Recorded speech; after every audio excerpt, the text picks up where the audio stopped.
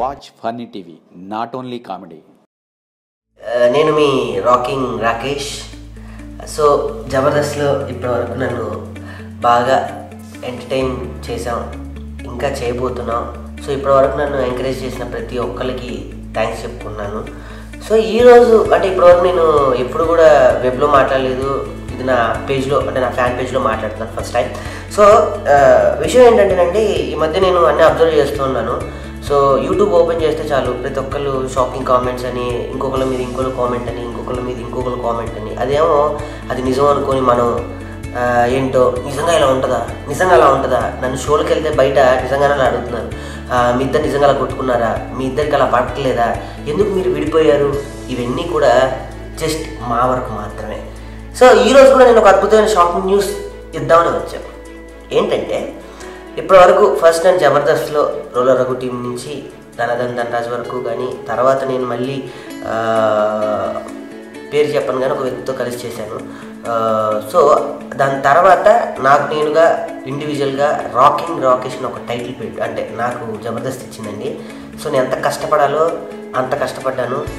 ఇంకో విషయం ఏంటంటే ఇప్పటివరకు జబర్దస్త్ స్టేజ్ మీద నుంచున్న ప్రతి కమెడియన్ కన్నా అతి చిన్న ఏజ్ కమెడియన్ నేనే అని చాలా గర్వం కూడా చెప్పుకుంటాను. ఎందుకు అంటేనంటే అక్కడున్న పోటీకి కానీ, అక్కడున్న స్పాంటినియస్ కానీ, అక్కడున్న ఇంకో ఇదికి కానివ్వండి, సో నాకు ఇంత ధైర్యాన్ని ఇచ్చిన జబర్దస్త్ స్టేజ్కి కానివ్వండి, అక్కడున్న మా గురువు కానీ, దైవం కానీ, నాగబాబు గారు, రోజా గారు కానివ్వండి, లేకపోతే ఇప్పటివరకు మమ్మల్ని ఎంకరేజ్ చేసిన జబర్దస్త్ డైరెక్షన్ డిపార్ట్మెంట్ కానివ్వండి, టోటల్ ఎంటైర్ శ్యాంప్రసాద్ రెడ్డి గారు కానివ్వండి, ప్రతి ఒక్కరికి రుణపడి ఉంటాం. సో నేను ఈరోజు చెప్పేది ఏంటంటే, మా జబర్దస్త్ కమెడియన్స్కి ఏది కావాలి, మనిషికి కావాల్సింది ఏంటంటే తినడానికి తిండి, ఉండటానికి ఇల్లు, కట్టుకోవడానికి బట్టలు.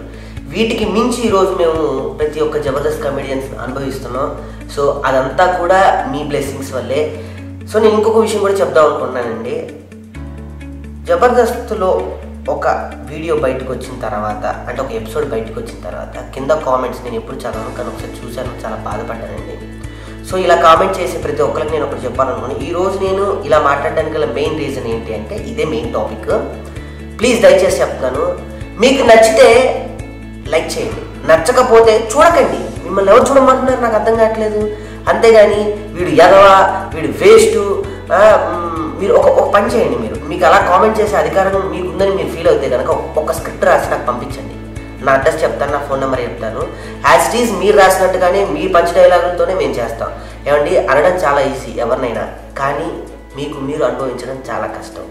ఎవరినైనా కానీ ఎంకరేజ్ చేయండి, డిస్కరేజ్ చేయకండి. అది మీ ఫ్యామిలీ మెంబర్స్నైనా, మీ తమ్మునైనా, మీ అమ్మనైనా, మీ అక్కనైనా, మీ చెల్లెనైనా. మేము కూడా ఎవరో కాదు, మీ ఫ్యామిలీలో ఒక మెంబర్స్నే. అర్థమైందా?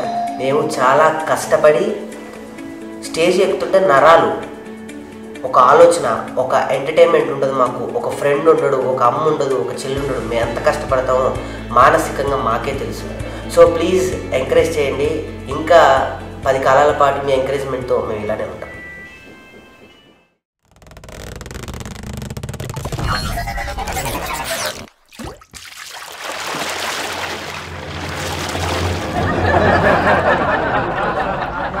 Thank you.